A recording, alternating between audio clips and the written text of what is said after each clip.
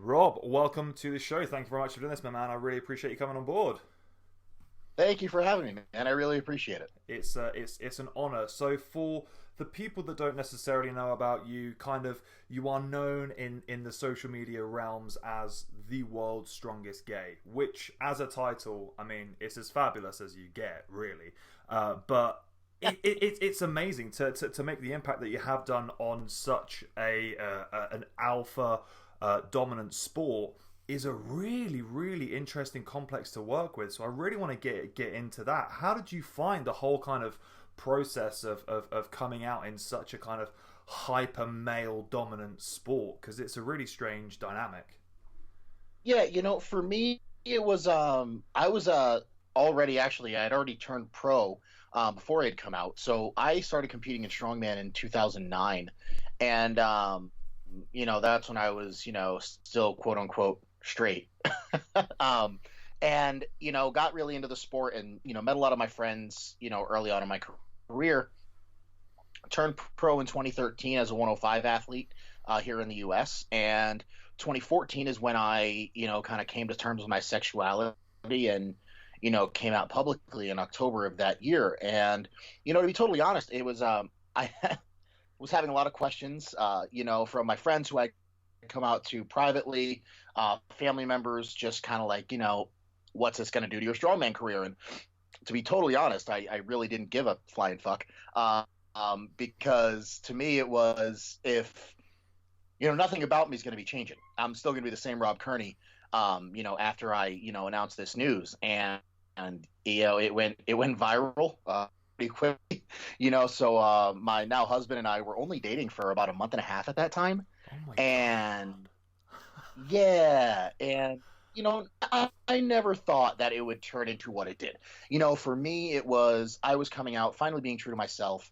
I was dating a guy who had already been out, since high school, and I really didn't feel that it was fair for him to be dating somebody that was still closeted when he's been out for so long. So came out, was really cool. Had a friend of ours write an article because he was the one that realized that I'm the first openly gay professional strongman athlete in the world. And once that article went live, that's when things got a little bit crazy with interviews, and social media just kind of exploded overnight. And you want to find a way to put your relationship under pressure really early on, do something monumental like that. And luckily it worked out for Joey and I for the better. But it was great. The support that I got, being a 105 pro, not competing as a heavyweight yet, coming out, I was still getting text messages from like Brian Shaw, Derek Poundstone, who's now my coach, Terry Hollins, guys who I'd looked up to for years and years and years, reaching out saying, congratulations, we're happy for you. I had their support, which, that was unreal, because these were guys, like I said, I had been watching on TV and looked up to for so long, and now, to consider them friends and allies was a really big moment for me. Yeah, that's absolutely crazy. And would you say that you were kind of pleasantly taken aback by just how receiving the strength industry in itself was about kind of you coming out? Yeah, I mean, I really didn't get any negative feedback per se. You know, well, I'll preface that. I didn't get any negative feedback from the competitors. Yeah, there's always one asshole. Right. I mean, yeah, always. And you and I know the culture of strongman and what a brotherhood and like a family it really is.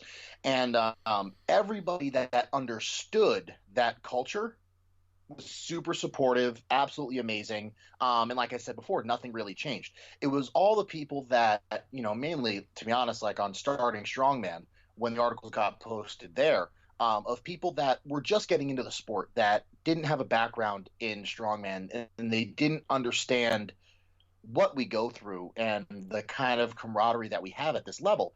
Those were the people that were, making the backhanded comments and, kind of talking shit. But, the funny thing is like, I never once had to defend myself because everybody would just do that for me. So, it was kind of nice It's a really nice to have feeling. that support and that constant, just knowing everybody had my back throughout the entire thing was absolutely amazing. Yeah, 100%. And I think that there is always going to be moment where change needs to happen and people need to come to the realization that this is obviously different now, and they're always going to be those people that are stuck in the past. But I think we're very thankful in where we are now that everyone is kind of very forward thinking, very open. People are more aware of what's going on in mental health, and we're starting to talk about it more and more, and it's a subject that I'm fascinated with because I think it's really, really important. Especially, mental health is very important for everyone, but I'm very much a big proponent of trying to get more guys to talk about things and talk about how they feel and actually speak, because it tends to be a case of that most guys don't do that, and actually everyone's got problems, everyone's got shit going on, but the more we talk about it, the better it feels. So coming from yourself, were you always aware of the fact that you were gay ever since that you were young? Was this something that you developed kind of that came as you got older? And if so, how does one deal with that? How do you deal with that mentally, along with you trying to compete and turn pro and all the other stresses that are going on in your life? It must just feel like such a big weight on your shoulders. Yeah, for me it was, I guess, looking back on my life, in high school and even into uni, I never was like fascinated by relationships or sexuality and stuff like that.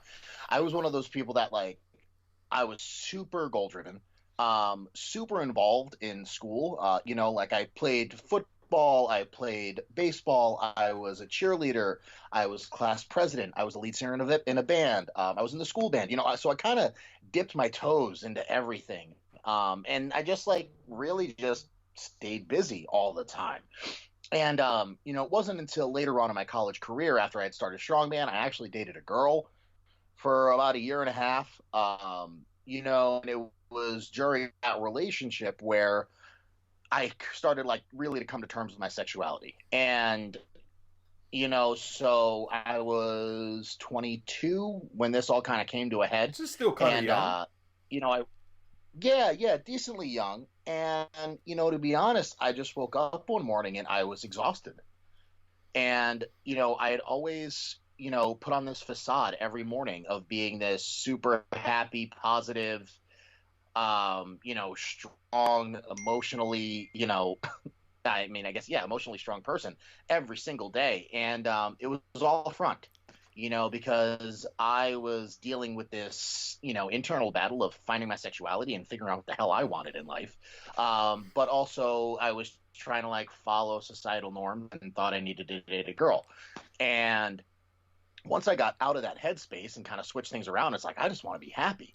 That's when I made the turn. I ended that relationship, and, was fortunate enough to, find Joey pretty early on after, kind of figuring out what the hell I wanted, and fell in love with somebody that was super supportive. And, fortunately it's led us to, now being married and living a great life. And was Joey doing much in the way of sports prior to you guys meeting, or was this entirely your influence upon him? Joey's one of those annoyingly athletic people. so he actually ran track and played soccer in high school and uni, and really never lifted weights, but was just always unbelievably athletic. And my favorite story to tell about him is I kind of introduced him to the weight room because he obviously had no idea what strongman was. He was like, oh, here's this kind of strong dude. And you're like, no, wait, let me show you. Then picks up a log, and you're like, oh, okay, you're really fucking strong. So, what? That didn't even make it set in. It wasn't even that. It was about 2 weeks after we had started dating. I was competing at my first America's Strongest Man, and ended up taking second place. Wow. So I got home from that, and him and I were dating. I was still not open about my sexuality, so I really couldn't say anything too big. So I got home and I'm like, yeah, I took second place. He's like, what does that mean? I was like, well, bitch, you're like, honey, let me sit you down and tell you a few things. Yeah.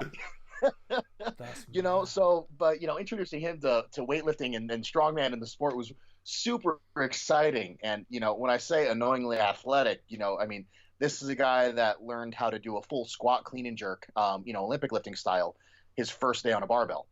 Um, yeah, my sentiments exactly. Jesus. So Yeah, that's annoyingly a pain in athletic. the ass. Yeah. Those people I that was just pick up so first time and you're like, man, I've been training this for like I don't even know how many years, and there are still days where I don't even get it right. I And yeah, you still can suck step at it. up. I've done it for 10 years. Is your background in Olympic lifting? Because obviously, like, I mean, anyone that No. actually knows you knows about your incredible jerk, split jerk with a log, which is just, man, it friggin' blows my mind every time I see it. Where the hell did this come from? It doesn't make sense, but it works so well. So for me, when I got into lifting weights and everything like that, overhead was my least favorite thing to do because I was the weakest on it. For me, I was like, I was 17 years old, and yeah, stepping into the weight room, the first time I stepped in, I actually got into strongman because of CrossFit. And my first day at this CrossFit gym, I was 17 years old, and they had a max deadlift for the workout. I was like, all right, cool. So I deadlifted, what was it? I think like 250 kilos, just a little over 500 pounds. 17 years old, and Jesus, that's a strong so they deadlift. quickly realized I sucked at CrossFit, but I was good at lifting heavy stuff. So they kind of molded me into this strength athlete, and you know, I walked into the gym one Tuesday morning. They're like, "Hey, there's a local strongman contest this weekend, and we signed you up for it." I had never done any of the I had never trained it. I'd seen it on TV.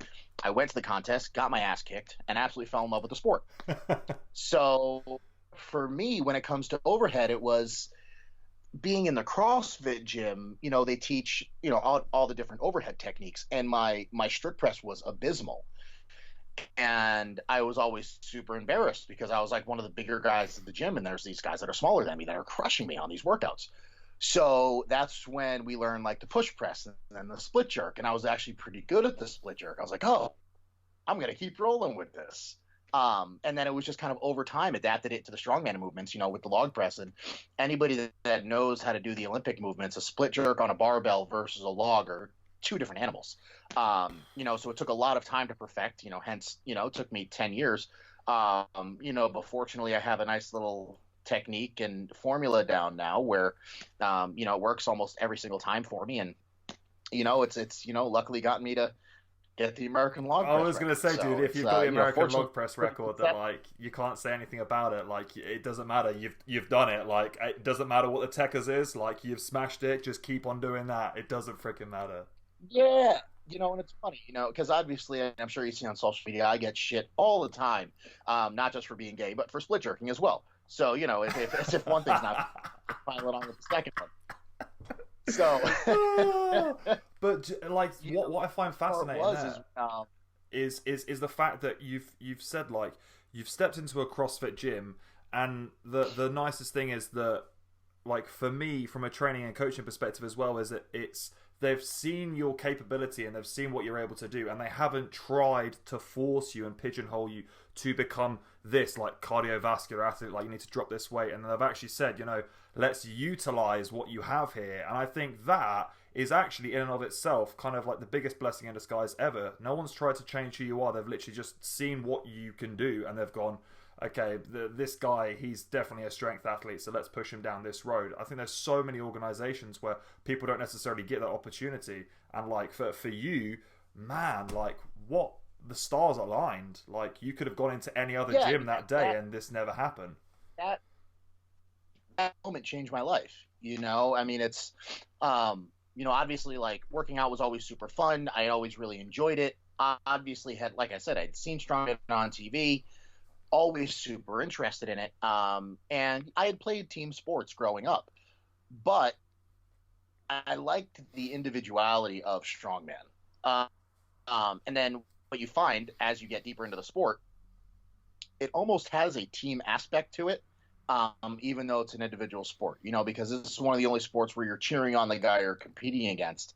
And I think a great example of that is me and Luke Stoltman at the World's Strongest Man this year. What an Going incredible head to scene. head, he's one of my best friends, and and when he beat me, um, we were hugging on the platform right after, literally seconds after he beat me. It's over, Ben. And he's giving me this big hug, and the only thing I said in his ear is like, "You better not fuck up the finals now," because I wanted him to do well now that he just beat me.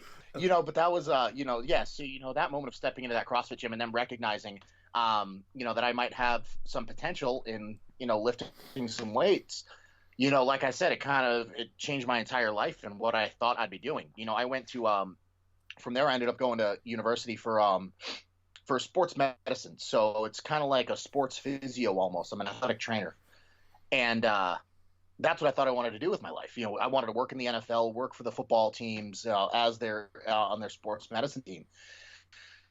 Luckily, the school I went to had a powerlifting team, and I joined that. So I competed in powerlifting for a couple of years. And while that was fun, I missed being athletic, and that's the thing that drew me back into strongman.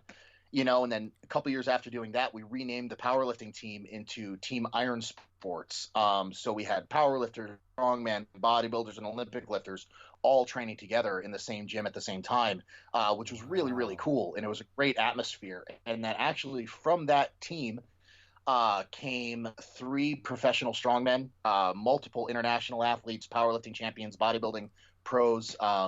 We had a stretch of like 3-4 years in that team where we were just turning out monsters. From myself to the other notable guys are the Hadge brothers. Okay, Um, yeah, yeah, yeah. they were a part of that team. There's a U90 athlete, Andrew Triana from the U.S., who's awesome. So we had a pretty stacked group of kids that in that 18 to 22-year-old range, and we were just training 4 days a week together. And luckily had such a great time that all of us kind of followed through and did some pretty awesome things in the sport. And what do you think what dynamic change? Because obviously when you bring powerlifting with bodybuilding and strongman, there's different training methods and techniques and kind of ways around things, and there's so many different focal points in each aspect of the sport. So do you think that there were kind of standout aspects for you that different competitors brought across that you found really helped you? Yeah, for us, what was cool about that team is like we had a coach for each group of athletes. So everybody was doing their own workouts, whatever goals they wanted to achieve. But just being in that atmosphere together, bringing that competitive nature from all different sports of strength athletics under one roof. We're all supporting each other. We're all like, just dying every single training session because we're dumb college kids. We really don't know how to, tone it back at all. So we're just going 110% every single time we step in the weight room. It was such a freaking cool atmosphere, to see guys, snatching next to a bodybuilder, next to powerlifters that are squatting in a mono, next to strongman athletes doing axle clean and press, to get everybody there together and supporting each other was really cool and a lot of fun. And I think that, definitely helped all of us appreciate the different strength sports in a different way. Because I could never train like a bodybuilder. I get bored as hell.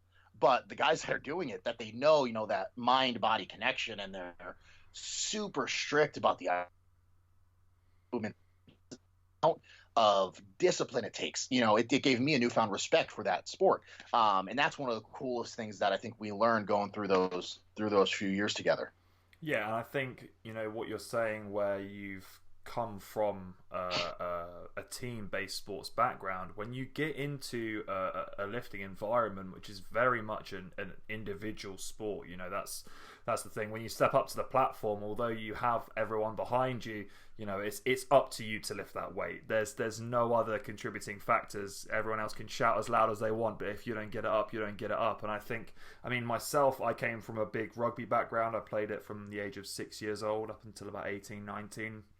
And for myself, I mean, I lived and breathed the sport. I played with guys from literally like the first training session up until the day that I left. And you get a really big bond. Then when you move across to a solo sport, you can really, I mean, I know that I felt that there was a long time where I had this disconnect where I needed something and I needed that camaraderie again. But I think what you've said there, having all those people underneath one roof, it's just another team, right? Yeah, no, that's exactly how we treated it. I mean, we would do meals together. We would travel to the gym on the weekends together to do strongman training. It really was that team atmosphere that I think a lot of us needed, especially, being, between 18 and 22 years old. We're dumb strength athletes, and it would probably get in a lot of trouble if we weren't holding each other accountable. So, it was kind of nice to have that camaraderie throughout those years. And, I mean, it's those years that kind of shaped me and got me to turn, pro when I was only 21. I was in those few years. I mean, I think I competed on average 9 times a year for like 3 years in a row.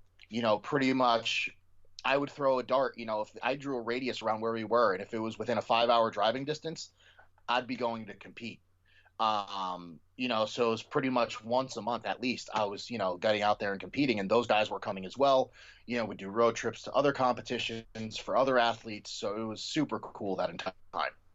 Yeah, I think that's one of the biggest things that I feel like is missing here in the UK is that we don't have, unless you're a member of a gym and you form your own social circle. There aren't too many, like obviously with university and stuff, you guys just live together and train together and do everything together. But I feel like that seems like a really intelligent way of doing things where everyone gets the opportunity to compete, everyone can come and support everyone, you can give feedback, you can help coach each other. And I think it just raises everyone's game up, which at the end of the day, as a competitive athlete, that's all you want, isn't it? You want to get better, but you want everyone else to get better too. Yeah, and it brought a level of accountability too. I mean, it's super easy if you're just training alone to be like, I'm good. I don't need to do that next. Or, I'll just put it off till tomorrow. It's really easy to make excuses. But if the team is showing up to the gym at 7 o'clock Monday night, and this is the workout we're going to be doing, strap up your boots because that's what we're all going to be going through. And there was no hiding, there was no backing out, and we all checked in on each other. And like I said, we really held each other accountable. And I think it was that atmosphere that's why we had so many high-level athletes come out of that group. Yeah, 100%. Now you're 22, 23 years old at this point. You graduate from college and you're going off into the big wide world. Everyone starts to split off in different ways and people go down different routes. People choose different federations, etc., etc. What then happens for you? Do you stick to the training program that you were doing previously? Do you seek out a new coach? What was the thing that you took upon yourself to do to ensure that your progress continued? Because I think that's where a lot of people stall. They leave, they graduate, the world is then their oyster, too much shit falls on their plate, training takes a back seat, and then next thing you know, you're like 34 years old, you're obese on the couch, and you're going, where did it all go? For me, it was so I actually stayed for a master's degree at the same uni. And so I stayed at that school for another 2 years. But during that time, that's when I did seek out a new coach. And I actually hired Mike Jenkins as my coach. I worked with Mike for almost a full year, and he's actually the one who I turned pro under. So that was January of 2013 is when I hired him as my coach. We worked together up until November of that year. That's when I turned pro. And I actually still under his coaching, I have the largest margin of victory at a national championship here in North America ever. Which, I definitely give him a lot of, if not all the credit for, because he absolutely crushed me for those 9 months. I had 2 heartbreaking losses leading into that show. Going for my pro card where the national championship in 2012, I was in first place by 13 points going into the final event and lost. Yeah. What event did you lose on? So it was a medley. It was it was sandbag, Husafeld, duck walk to a backward sled drag. So, yep. Jesus, that's a nasty medley. Jeez. It So was a tough pill to did swallow, you that's for not sure. I complete? mean, especially I finished 14 places behind the guy that was in second place, so I ended up losing the contest by 1 point. Oh, fuck. Oh man, that's so Yeah. painful. And then after that, there was another pro am contest where I was going for my pro card. Lost that one by half a point. So, pretty much back to back heartbreaking, super close losses. Talk about a kick in the nuts to really motivate you to kind of pull out all the stops, and that's exactly what I did leading into nationals in 2013 with working with Mike. Kind of put everything behind training. I really didn't care about anything else. And luckily, it paid off. I won the national championship that year by over 50 points. Had a 73-point lead going into the final event, so I actually didn't even have to do the final event. Yeah. The lowest placing I took in any event was second place at that contest. But I mean, it just goes to show, doesn't it? Like, if you are truly hungry and if you want it bad enough, dude, you'll go away. You'll put in the work and you'll come back. So for you, what was there anything different that you changed in those times from those kind of the double kick in the nuts to taking it at nationals? What did anything change, or was it just literally a different Rob Kearney stepped up on the day? It was a different headspace, and you just took it. I think it was a huge mental change for me. Going in, I think going into those other two shows, it was like, yeah, I could do pretty well at this. And then going in the nationals that year that I won, it was like, no, I need to win. Then there was no other options. I mean, I didn't give myself the option of losing. And I think that's where the biggest change came between the other two contests. It was, yeah, I could do well at these shows as opposed to I'm winning this contest. 100%, yeah. And I think that the whole mindset shift, as much as people don't necessarily believe in it, I think especially in the sport of strongman, where so much of it, it's not just physical power, but it's just how much pain you're willing to endure up here in order to win the event. You talk about any of these like max distance, max times, max anything. It's not necessarily who's strongest. It's who is sadistic and sick enough in the head to just keep on going through everything. We talk about people that are loading 180 kilo stones with torn off biceps. Theoretically you should be able to do it, but if you're a little bit unhinged up here and you know how to use it, then you can achieve remarkable things. And that's obviously just what's happened, is that you've just obviously realised your own capability. And shit, I mean, that point lead, that's just got to tell you everything that you need to know, that like this is where you need to be, this is your sport. Yeah, and it's funny you talk about that whole mental part, because that's something that me and Derek Poundson have worked a lot together on the past year. I mean, Derek in his heyday, he was famous for pain tolerance training, and that's essentially what he's putting me through now. I mean, his big thing is, when we're training together and I'm bitching and moaning and it's which happens often, he's just in my ear, and all he says is, you can breathe when you're done, you can breathe when you're done, and that's his whole thing. It's just get it done, then you can breathe. But until then, just keep pushing. And that's just, yeah, that's a whole new level of, fucked up, to say the least. But I mean, there's a reason he achieved the things he did, when he was competing. And a lot of it has to do with that mental capability of just tuning everything out, and just going until you can't anymore. I have, I mean, for instance, last week, the asshole had me doing a back squat and deadlift superset during my workout. What Yeah, exactly. sicko does that? Yeah. So that's how I started my training day. It's like, if you can endure this, you can literally get through anything, so suck it up and go. Yeah, it was sets of 5 on back squat, then so it was 4 rounds, 5 rep back squat, 5 reps deadlift, 2 minutes rest for 4 rounds.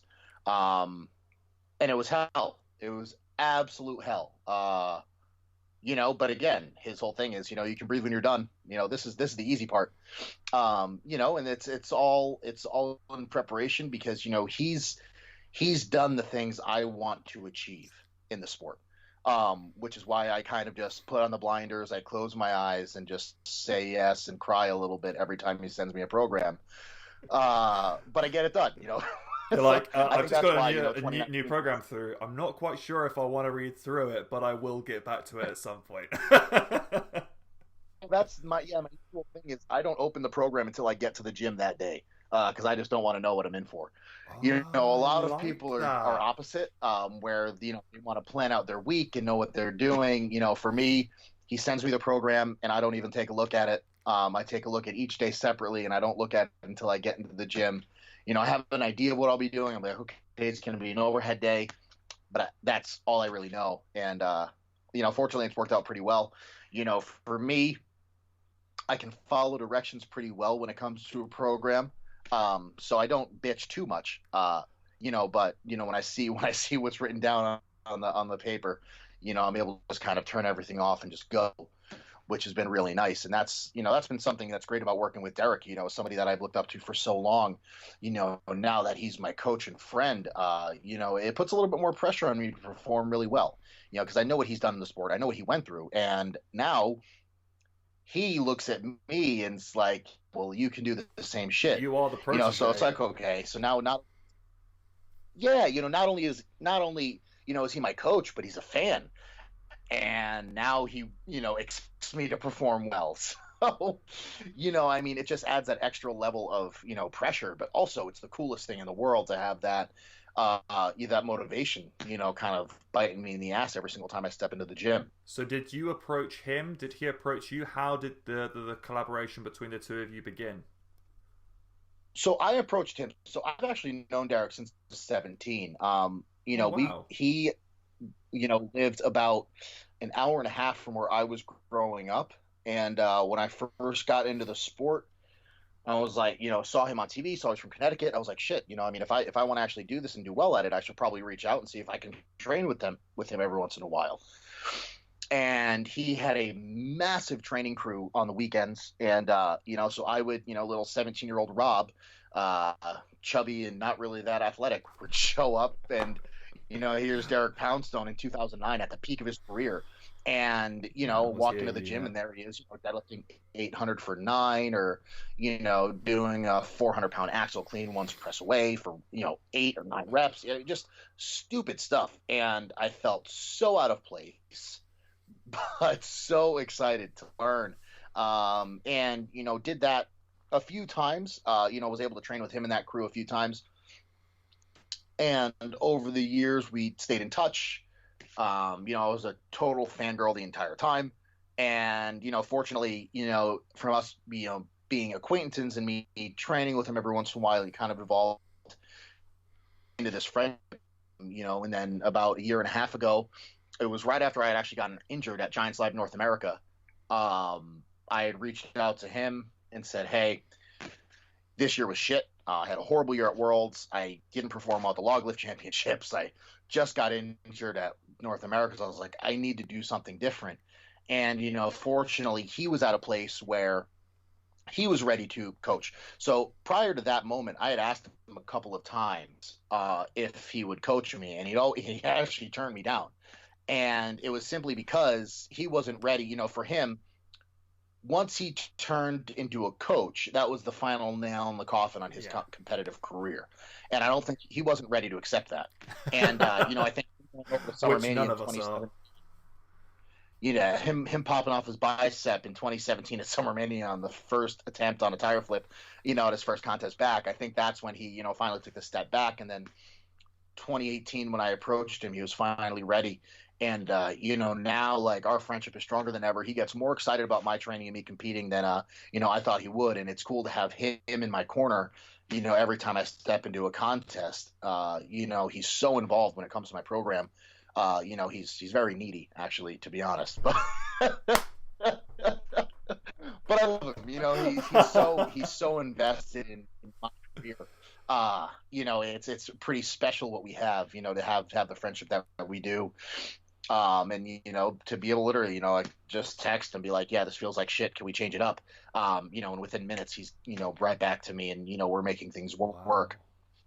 Yeah, I it's think phenomenal. a great thing that sums up our friendship is we were out in Tucson, Arizona doing a seminar a few weeks ago. And the night before the seminar, we were training and we were doing dumbbell, getting ready for the Arnold.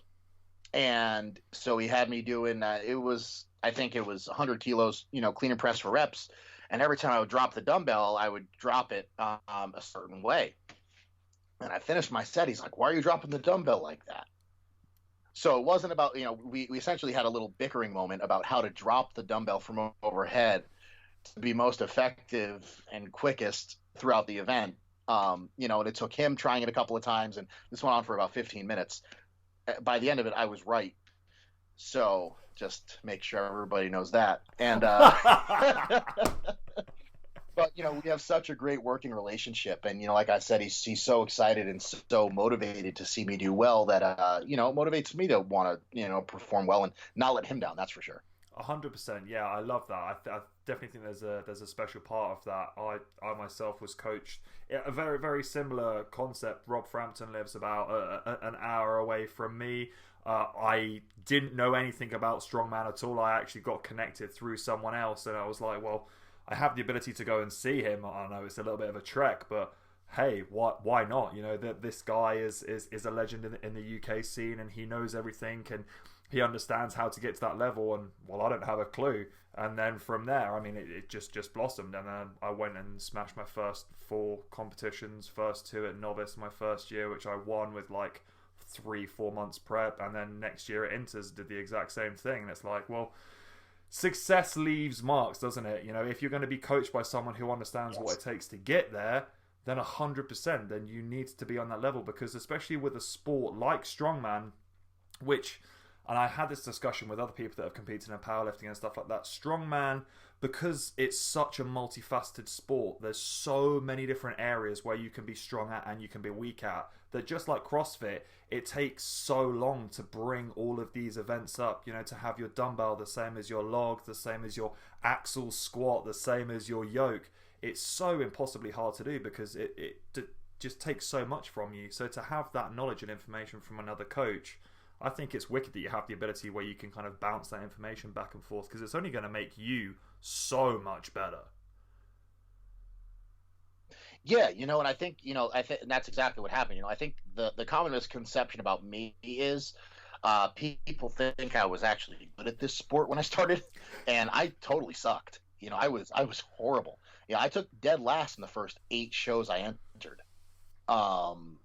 Which I think is really important that people listen to that, because for someone of a world standard to say that, I think there are so many people that go into the novice that eat shit for the first few competitions, and they go, "Oh, actually, nah, there's no point in me doing this." But for you to say that, that's a game changer. Yeah, I mean, there's obviously, the anomalies. Like Evan Singleton is one of the first ones that come to mind.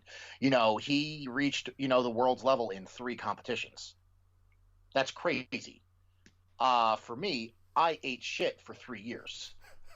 And that's just how it was. And, for me, the biggest thing was the only reason I got to this level is because when I started strongman, there's no way in hell I thought I'd be competing at World's Strongest Man, let alone doing this as a career now. For me, I got into the sport, loved it, learned as much as I could about it, and I made small goals that I knew I could reach throughout the course of my career. So for me, it was, after the first few contests, it was, okay, let's not zero an event at the next one. That was my first goal, because each show I was entering, I was zeroing at least 2 events. So I was like, okay, let's not zero. Once I didn't zero an event, I was like, okay, let's go for the podium. That took a little bit longer. That took almost a year and a half for me to get on my first podium. But my first podium was a first place finish. So, yeah, get on the podium. I'm like, okay, we're getting the hang of this now. Then it was, so then I took first place, and then I bumped up a weight class. So I was competing under 200, so 80 kilos or so. Okay. And, or no, 90, sorry. So 90 kilos. And so I was competing there, and then it was, okay, let me jump into the 105, see how I do there. didn't do so hot because I was still pretty, relatively weak compared to the other guys. And I was young. I was 18, 19 years old. So what I did then was I actually dropped back down to 90 kilos and went to nationals for the first time just to see how I would do against everybody else. No expectations, just went in to have fun. Ended up taking second place. Huge shock to me. Didn't expect that whatsoever. From there, it was, okay, now I'm getting pretty good at this sport. Let's bump back up to 105. Let's go for that pro card. And that's what we talked about earlier when I had that tumultuous couple of years where, I just barely missed out on my pro card and winning nationals 2 times in a row. Then, kind of set my goals, hired a new coach, became pro at 105. And even then, back in 2013, I still didn't think I would be a heavyweight. I still didn't think I would be getting to World's Strongest Man. That wasn't even a goal of mine until maybe 2016, 2017. So I competed as a 105 athlete from 2013 to 2016. I was fortunate enough to take second place at America's Strongest Man 2 years in a row, competed at 105 World's Strongest Man, took the 105 World Log Press record, and then in 2016 got the opportunity to compete at the Log Press World Championships that Zydrunas Savickas was hosting in Lithuania. Which you can't ever turn down. No one can turn down that opportunity. I don't care who you are. There's no way.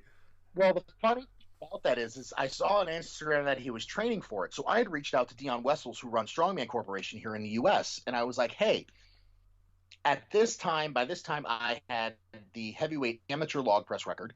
And I reached out. I was like, hey, do we have anybody from the U.S. going to this contest? Because if not, I wouldn't mind going.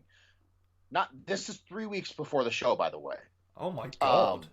So she reaches out to Zydrunas. The next morning, I have a DM on Instagram from Zydrunas asking what my best log press is in competition and training. So I tell him, I'm, obviously freaking out this entire time. So I tell him my numbers, and he's like, okay, if you can get to Lithuania, I'll cover your hotel and you can compete. So, yeah. So this time I was weighing 246 pounds. So I was 112 kilos, super light, and going into the World Log Press Championships as a heavyweight. So how much lighter do you reckon you must have been than everyone on the day? Because 112 is very light for a heavyweight. I would say that the next lightest guy was probably at least 130, 135. Man, that's a big disadvantage, right? Yeah, so obviously I had no expectations going into this contest. This was my first international show. I was actually cutting weight for 105 World's Strongest Man. That was going to be 6 weeks after that contest. Oh my God. So, yeah, it was like worst timing ever. And I really wasn't training a max log. So I was like, well, fuck it, let's see what we can do. Yeah. Fuck it. That sums up perfectly. Yeah, like you said before, I'm not going to turn down the opportunity. So I show up in Lithuania. Warm-ups go pretty well. We're calling out our numbers and we're, deciding what we're going to be hitting. And I ended up hitting 202.5. Which is bloody good. Was pretty excited about that. Yeah. I was weighing in at 112, and I didn't even realize that it was good until the last person I'd pressed, and it was Dimitar Sabatinov. He comes up to me and said, congratulations, you just won. I was like, fuck off. No. Sure enough. I had no idea what other people were doing. I was not paying attention to any of the lifts anybody else was doing. I was just there. I was like, I'll hit these numbers. I'm going to have a good time. I'm going to enjoy this. That's all I cared about. Sure enough, me and Vitas Blokaitis tied at 202.5. And I ended up winning the Log Press World Championships my first time there.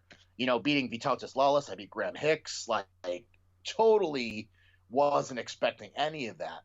And that was actually the moment where Joey looked at me and he was like, wow, so you could actually be a heavyweight and do this. And it was up until that moment that I didn't even think I could. For me, it was like, oh, I'll just keep competing 105. I'm short. I'm only 5'10". I was cutting from about 250, like 112 to 114 down to 105. And but that was the moment where I was like, shit, all right, well, maybe I can do this heavyweight thing. So, was fortunate enough to do well at the log press and deadlift championships from Giants Live as a 105 athlete. And then ended up qualifying for the Arnold South Africa, January of 2017. Once I did that, and my performances before then, that was when I actually got the call from Colin Bryce and got the wild card invite to World's Strongest Man in 2017, which I wasn't expecting. I had no idea that was going to be happening. And that's when, kind of my life changed, and, I went into the heavyweight world of strongman.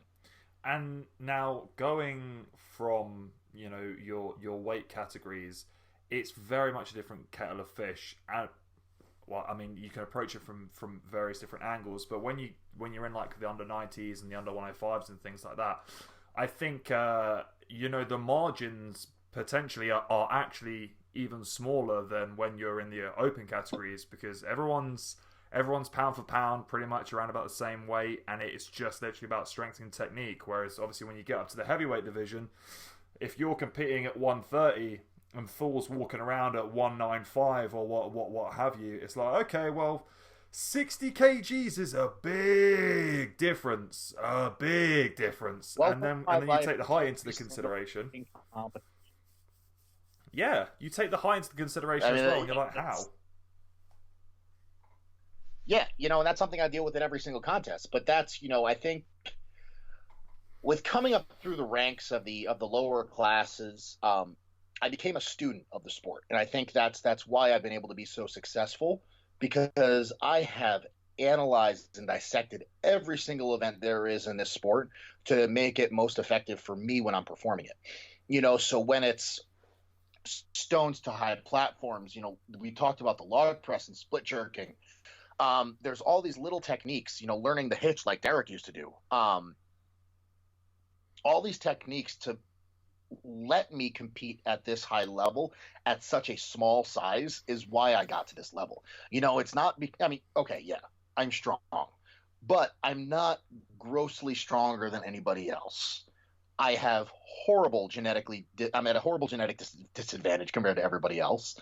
But it was the fact that I studied so much of the sport and all of these different athletes to see what worked for them, what didn't work for them, guys around my size, even looking at the bigger guys and how they attack events, putting all those things together and trying those things out over the course of 10 years is how I, got to the point of having my most successful year this past year in 2019. Yeah, I think it's really important that you come back to the whole concept that this is and has not been an overnight thing. 10 years in the grand scheme of things, although in a lifetime it's not a particularly long time, to just be working away at something to get to the highest echelon. 10 years of hard graft is a fucking long time to be destroying your body and pushing yourself to the literal max week in, week out. Like, that takes its toll on your body. So the fact that you've been able to get through all of that, even with the injuries that you've had, that in itself is phenomenal. Yeah, and I think I think the great and annoying thing about strongman is, with the exception of Joey, it's not something you're going to be good at right away. God damn you, Joey! Yeah, he's a bastard. But it's just one of those things that, like I mentioned before, I sucked at this sport for a long time.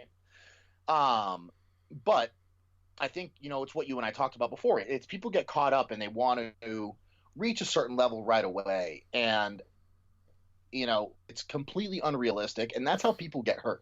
I'm not trying to throw, this person under the bus, but like you look at a guy like Larry Wheels.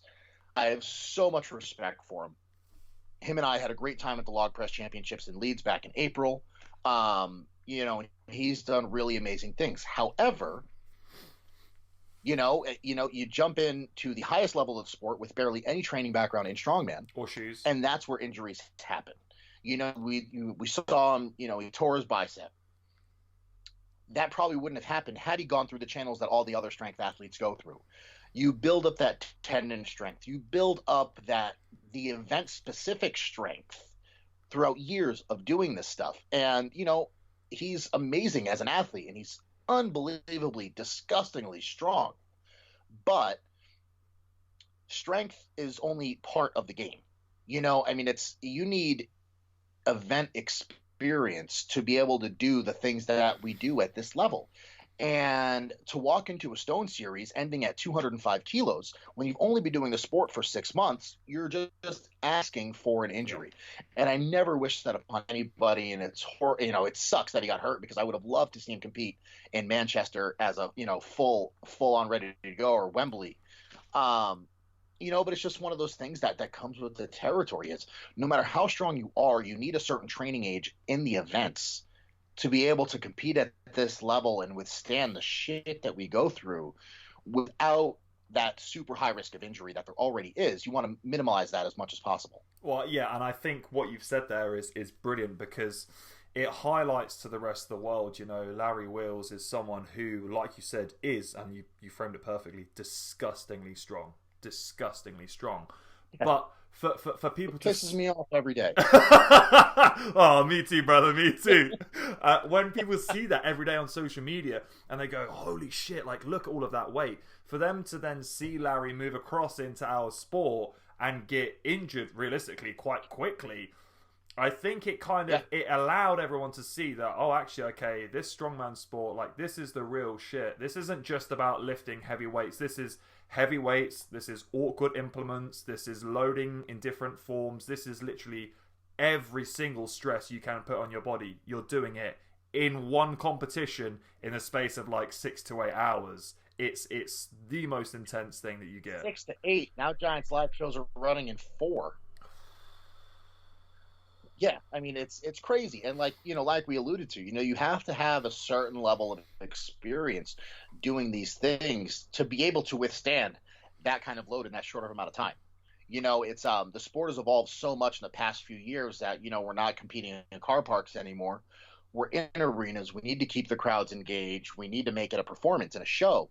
And to be able to do that under that much pressure with that much weight in a short amount of time, it takes the years of experience of training and competing in this sport, not just on a barbell, but around the implements, and it's the thing that I love most about strongman is being able to be an athlete and be strong as fuck and do all these really cool things and travel the world. But it comes down to, like I said, I love being an athlete. And the coolest thing about the sport is, I tell people I've been doing this sport for 10 years and I've never once done a competition that is exactly the same as another one. Every single show has been different. And that's the coolest part about it. You generally know what you're going to get at each show, but so many things can change. And that's the best part about it. And that's what keeps me so excited and motivated every compete.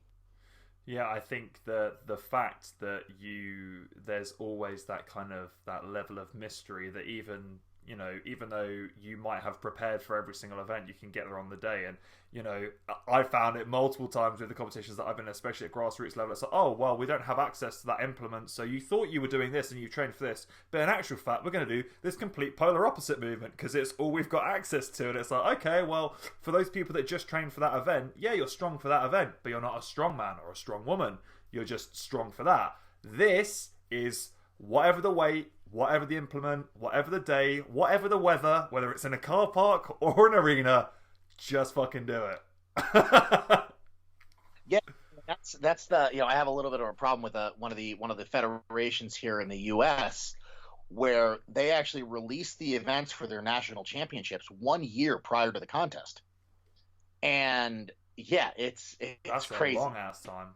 And there's a lot of people that just train that for an entire year, and I look at them, I'm like, that doesn't make you a good strongman. That makes you good at 5 events. Cool. You train those 5 events for a year. What happens when that situation happens where you just talked about, where one of the implements doesn't make it, or something breaks? Hell, that happened to us at the team championships a few weeks ago.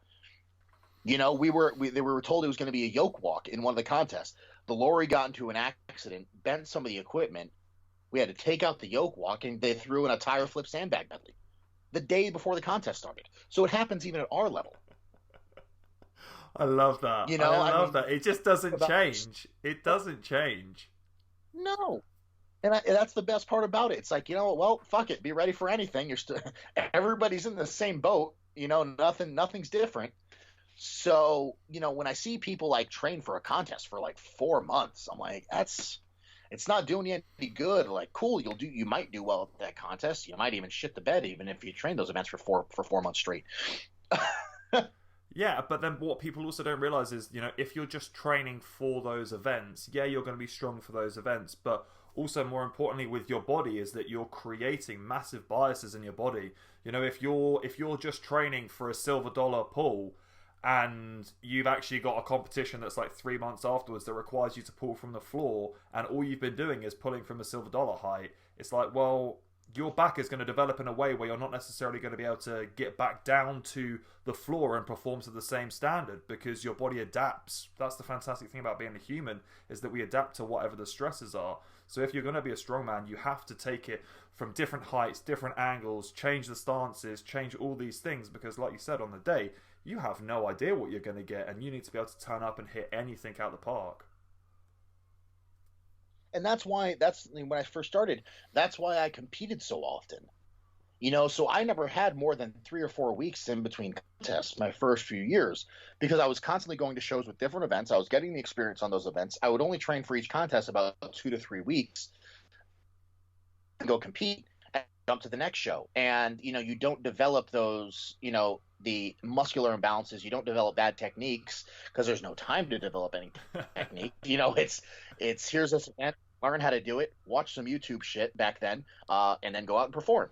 And that's pretty much how I lived my first 2.5 years of competing in strongman. And, I think that's part of the reason why it got me to this level. And then, now it all comes full circle to next year in 2020. I have 13 competitions planned between January and October.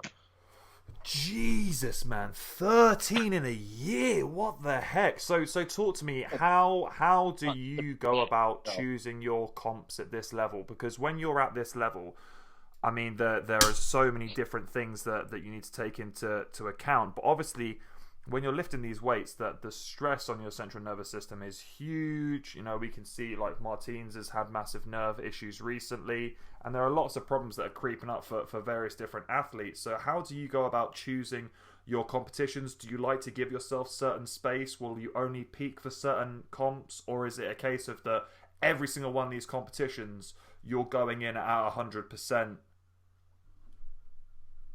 So it's I just say yes to all the invites that I get. That's the best way to put it. I mean, for me, it's we're essentially peaking for 2 big shows a year, and that's the Arnold and Worlds, and now Dubai, since I have that invite. So we have 3 big shows next year, and then all the rest are the Giants Live and the Arnold shows. So those obviously are massive, and I have very big goals when it comes to those shows as well. But the main focus is the big 3. And, to be totally honest, I leave that all in Derek's hands. I trust everything he's going to put me through. And, I smile and nod and then curse him out in my head and just go about, every single week, whatever he tells me to do. And, I mean, between you and I, he fought me tooth and nail about doing the Arnold Santa Monica in January. He was like, I don't want you doing it. It's too close to Ohio. The events are going to be different, all this stuff. I looked at him and I said, you don't turn down an invite from Arnold going to the contest. So, so he said, fine, you can go to the show, but it's just going to be a training day because you're training every day leading up to that contest. So we had a compromise. So he's not changing a single thing off of his plan for Ohio, because that is the goal, is to, be top 5 in Ohio is the main goal for the Arnold. Possibly on the podium with the events this year, because I think I pretty well. Suit you very well. So in his mind, nothing matters besides that contest right now. So if I'm going to go out and compete in in Santa Monica, then we're just going to treat it as a training day and not change a single damn thing leading up to that. So, I'll be training. I leave for that contest on a Thursday, which means I'm going to train Monday, Tuesday, Wednesday. Get on a plane Thursday, be out there, compete Saturday, come home Monday, and be ready to go again for the next week and not miss a beat. Oh man! So what do you do? Do you do anything different for your recovery? Obviously, at this level, there's so much going on. There's so much stress. Now I know that you're big on your supplements. Is there anything outside of that you're finding is working for you? Do you get treatment done? Do you do cryo? Do you stretch, yoga? Or do you do nothing like most people? So I do. I have one physio session a week, and that happens every single week. And then I also go to a commercial gym and I swim 3 times a week. I do hot tub, sauna, do that like 3 times a week just to get the body loose, to make sure that I'm staying healthy. Also get a little cardio aspect in there as well. I'm really bad at swimming, so it takes a lot of energy for me to do it. So my heart rate gets really high, which is, it's a good cardio workout that doesn't take any stress on the body. We're buoyant, the body, I'm not putting any strain whatsoever. I'm just swimming. I'm getting my heart rate up. I'm sweating a little bit. I'll hit the hot tub and the sauna just to loosen up a little bit more. And like I said, then the physio once a week. That's pretty much what I'm doing outside. That's all my recovery stuff right there.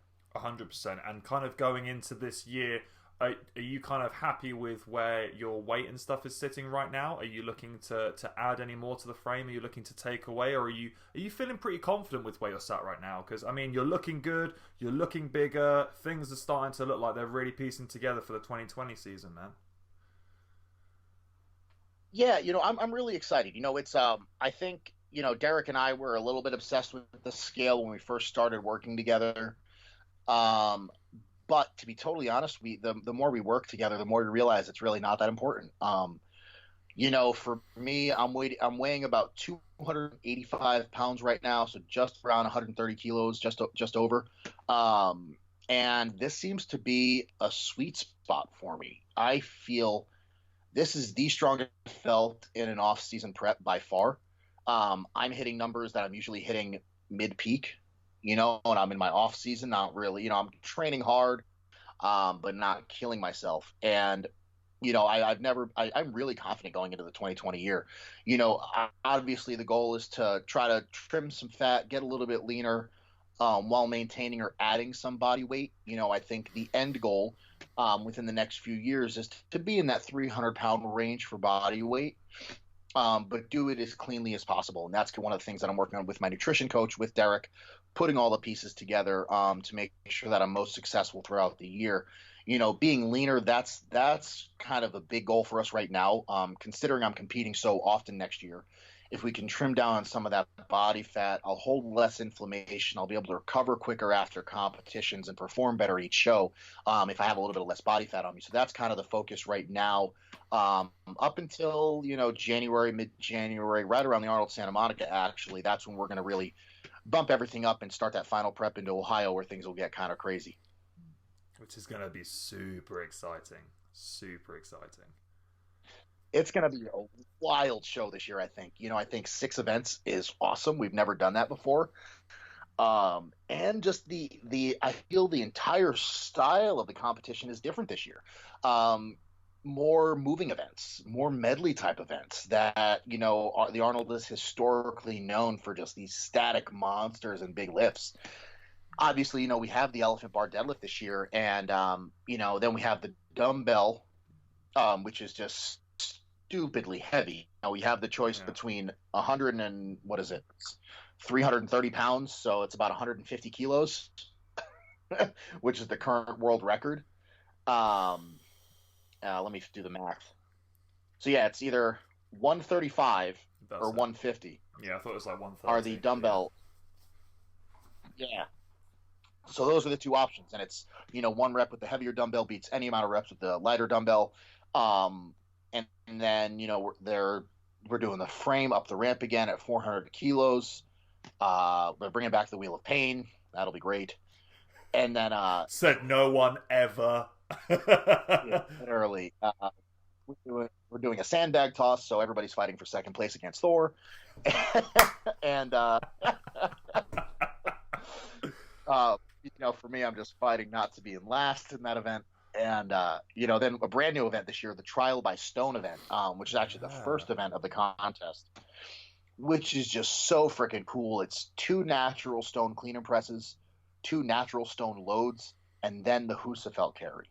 And that's one event, and that's the first one we're starting with. If people haven't competed, that is such a harsh event to open on. Just there isn't going to be a part of your body that isn't going to be fatigued after that. Trying to load natural stones, trying to press natural stones. I mean, I feel like everyone's going to be going into event number 2 probably feeling a little bit more beaten up than they usually would. It is the biggest fuck you in strongman. Outside of the wheel of pain for the second time. Yeah.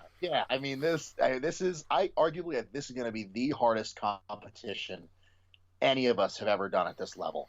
The Arnold obviously is regarded as, it's the cream of the crop when it comes to competing. It's arguably the top 10 guys in the world, and they're definitely putting us through the ringer this year. But it's going to be super exciting. I mean, the crew, the guys that have qualified already in the 3 spots that are still open, it's going to be interesting. Looking at points, either Brian or Martins won't be competing at the Arnold this year, which is huge. How crazy is that to think about? From a standard perspective, to not have one of those guys on the stage, that just gives you an idea of just how fucking competitive this space is now with the amount of people that we have.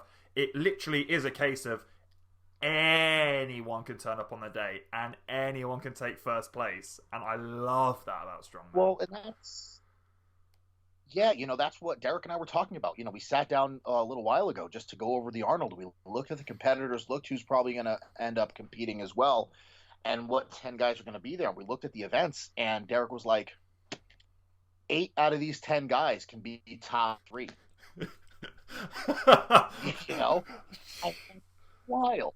It's absolutely, but that's what's so exciting, and that's why the strongman competition at the Arnold has become the biggest draw at the convention. I mean, we get more competitors for the Strongman Classic than the bodybuilders do, than any other sport, at this convention, to the point where they're building a strongman arena in the convention center this year for our competition because the main stage was too small. Dude, every single time they pan the camera around on the live stream, it's just a sea of heads, and then just the stalls intermittently just dotted between them, and then seas of people, and you're like, this is insane. There's not a single meter that's free for anyone to stand in. No, I mean, I remember going as a spectator. Joey and I would go, and we would sit at the stage 3.5 hours before the strongman contest even began, just so we had a spot to sit to watch the show. I love that. And I feel like the Arnold's getting this really like cult following because of those things, like where they've gone above and beyond, and they were really kind of the first people to work with Rogue and bring out all these different cool events, and the way they've publicized it, like not quite as the same that the kind of WSM's gone down, is that I feel like a lot of people are really paying attention to this, because for a lot of people that aren't in the strongman world, this is kind of like one of the biggest competitions of the year for them. And I think it's true. It's getting that top place. I think the coolest thing of what they did is they moved to this qualification system. So now we have a season. We have a qualifying tour to get to Ohio. It's completely black and white, which is great. There's no gray area for who's going to be competing. And people get invested when it's like that. You look at pro sports in the U.S. when there are different leagues and everybody's competing to play in the playoffs, right? That's how I look at the Arnold now. With their international competitions, you see a lot of the guys at the same shows trying to get the points, trying to win to qualify for the World Championships in Ohio. And that builds interest. That drives people because they're like, oh, well, Brazil's happening this weekend. Kearney won in Australia a couple of weeks ago. Who's competing this week? Who's going to get their qualification in? And now we're getting down to the final qualification competition in Santa Monica, We got three guys in the points that are super close that all have a chance to make it to get points. We have two previous competitors, one who him last year and a multiple champion of the Arnold, one of which isn't going to make it to Ohio this year. I mean, so you just talk about like drama and excitement going into the show. I think this is the best years there is. And then you look at just the guys that are going to be competing, and like I said before, 8 out of the 10 could be on the podium. And it just it's really bringing in a lot of attention. I think a lot of people are now kind of seeing the hyper competitive space and seeing all of these phenomenal athletes that just come from all different walks of life, and having that collection of people on stage all battling against each other. I mean, it's such a spectacle. It's something that I feel has deserved a much bigger space in the public eye for a lot longer than it has done. But I think we're very thankful that we're at a point now where strongman really kind of has finally got its foot down on the gas, and it is actually starting to take off now, and we can kind of, everyone's seeing the potential of what's to come. And I think we're at a really, really cool space in time where the next kind of 5 to 10 years is really going to shape the future of strongman and kind of where it's going, and these huge arena tours and these big, big stadiums where it's just literally like old school gladiator battles. It's the biggest and the best, fighting to the death for the victory of these competitions. I think that's so cool. Yeah, I'm really excited that Giants Live is bringing the arena shows back in the U.S. in 2020, which is going to be amazing for us. From what I hear, they're really putting a lot of eggs in their basket for the show, and they wanna, have just as big of a show that the UK does. And to this day, coming over to the UK is still my favorite thing to compete there, because they're the best fans in strongman, and I want that here in the U.S. Yeah, if you say the weather, I know you're a fucking liar, because no one comes to the UK for the weather. God, no. It's just because I get to show off in front of 12,000 people. That's what it really is. It's all about... And everyone here loves you. Well, that's funny. Like my biggest fan base is in the UK, and it's because of what you guys have done for the sport. In the US, we're having Giants Live in, small little towns and, in front of 300 people, which is like cool. But we have the market to have such a big show here in the US. And it used to be massive. I mean, when I was just getting into the sport, they were selling out arenas. They were competing in Madison Square Garden. And it kind of died out for a little bit, but now that the sport is gaining some traction and we're getting, the sport's getting big again, I'm excited to see what they do and what happens here in the U.S. in the market, and really just, growing the sport as much as possible. I'm fortunate that I'm only 28 years old and I'm kind of on the front end of it, so hopefully I get to ride the wave as long as possible and be a part of this, kind of revolution of strongman, if you will. 100%, dude. I don't know what you're talking about. You're at the fucking helm of it. Like, you're there all the way, dude. Like, you're riding the waves, smiling and waving from the top. That's where you're at. But you've worked hard to get there, man. And that's what I love about this, is that no one can take that hard work away from you. You've grinded, you've grafted, you've made sure that you've been doing everything right to get to where you are. And now, well, you don't get to rest. You get to work even harder, but you get to see what it looks like from the top of the pyramid now. Like, you can look down and kind of go, holy shit, like, look at what I've achieved and look at where we are and look at what this sport is doing. And that's a phenomenal place to be in life, just in general, man. Yeah, it's crazy. Like I said before, I never thought that I'd be doing this as a career, and I'm fortunate enough where I left my job back in June and I'm just doing this full time now, which is absolutely amazing. Phenomenal. And thank you. Yeah, it's still surreal. It's like I said, I never thought that. I think we all want to be professional athletes growing up, and I never thought that that'd be a reality for me, especially, with, how pro sports are here in the U.S. I never thought this would be something I could do. And, it's something that I definitely don't take for granted at all. And it just motivates me to be better and to do more. And, I think, that's a part of me, being the world's strongest gay on social media is just, using my platform for a bigger message than just strongman.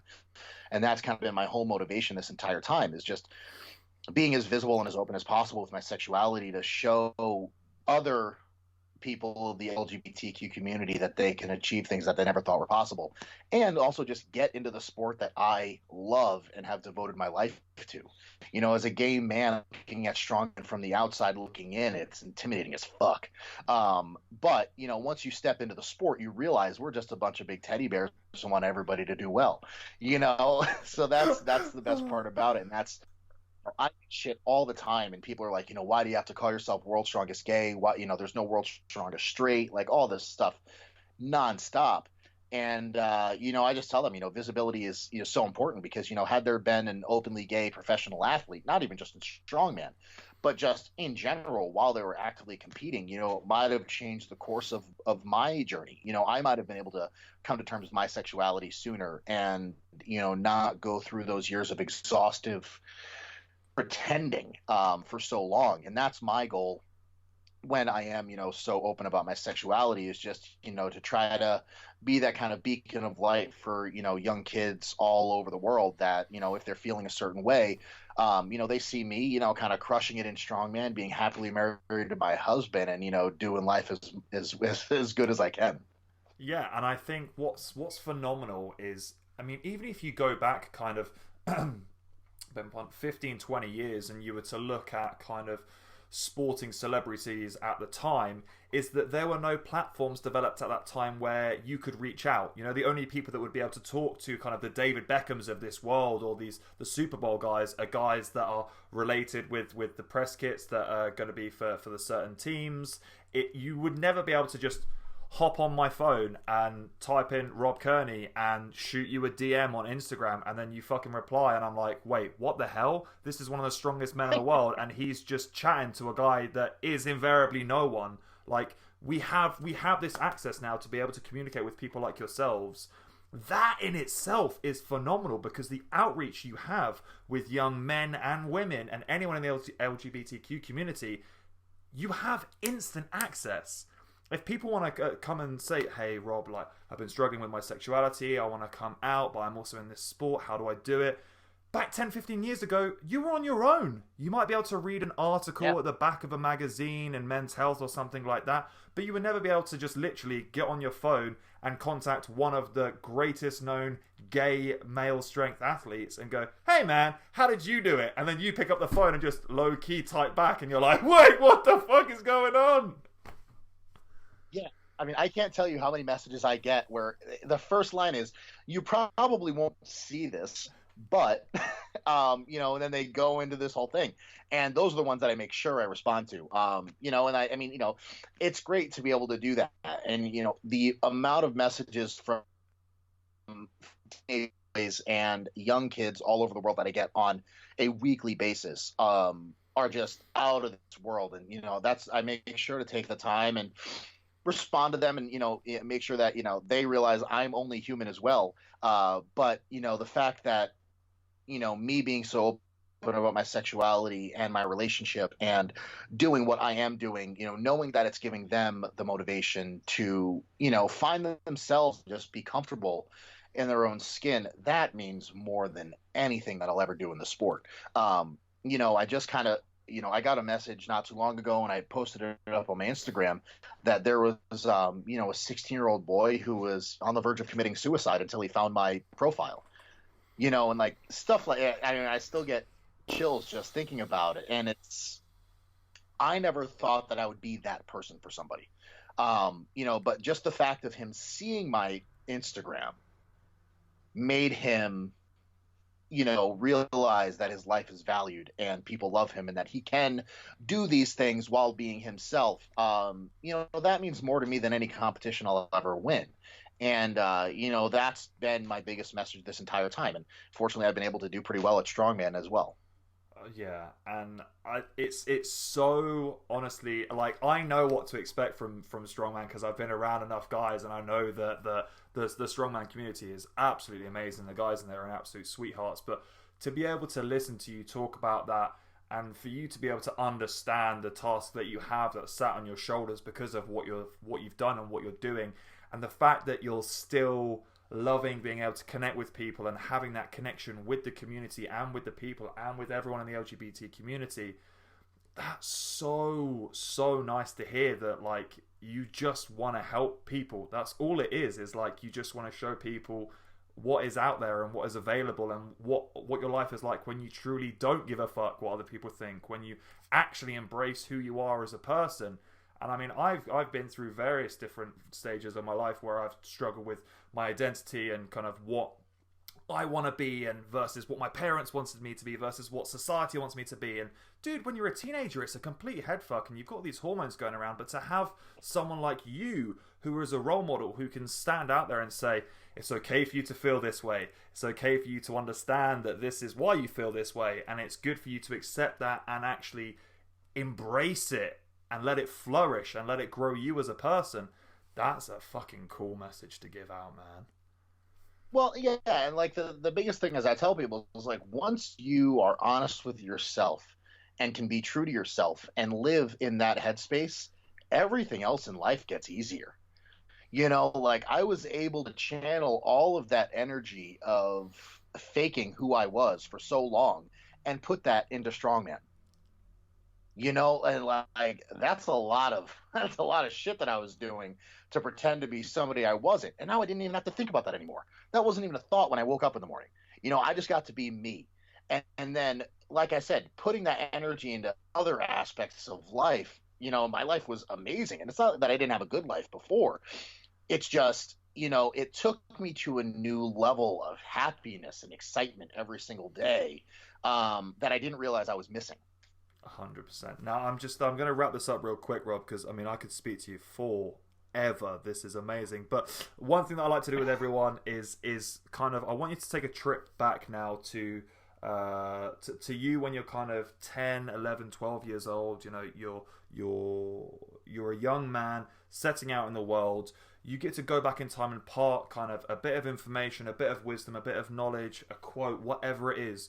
What information do you give to your younger self to help you get through all of this shit that life throws at you, to get you to where you were from there to where you stand as a proud gay open man now?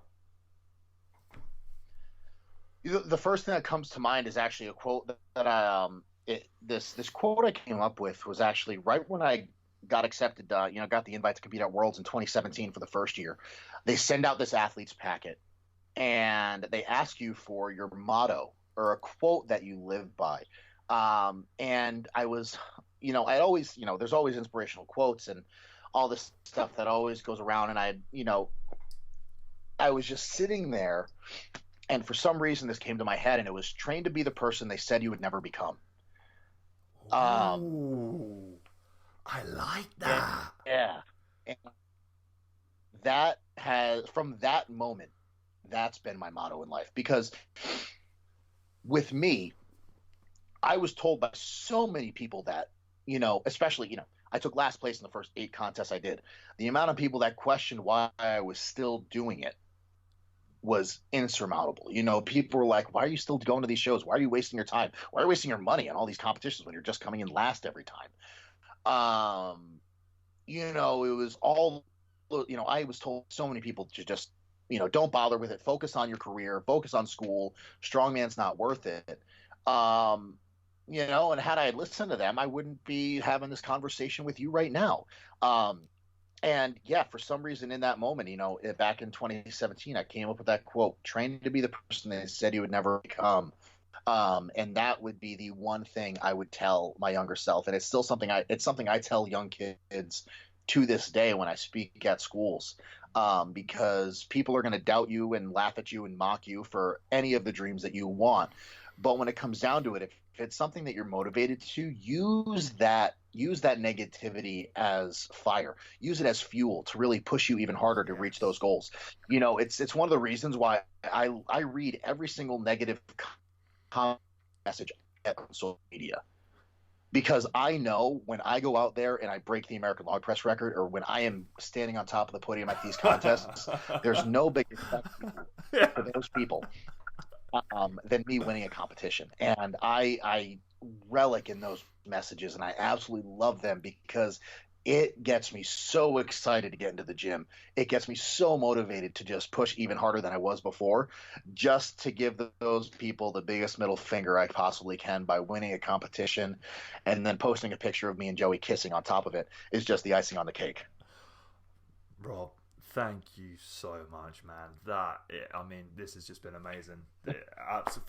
From the get go, I mean, there has not been a second I haven't enjoyed of this, and I could speak to you all day, man. You are a phenomenal man. You're a phenomenal athlete. You are doing so much for the sport. You're doing so much for your community. Honestly, man, I don't see any way but up for you right now. I'm super, super, super excited to see what 2020 brings. The best of luck in all of your competitions. Go out there, smash it. We'll definitely be watching. Thank you so much, man. I really appreciate it.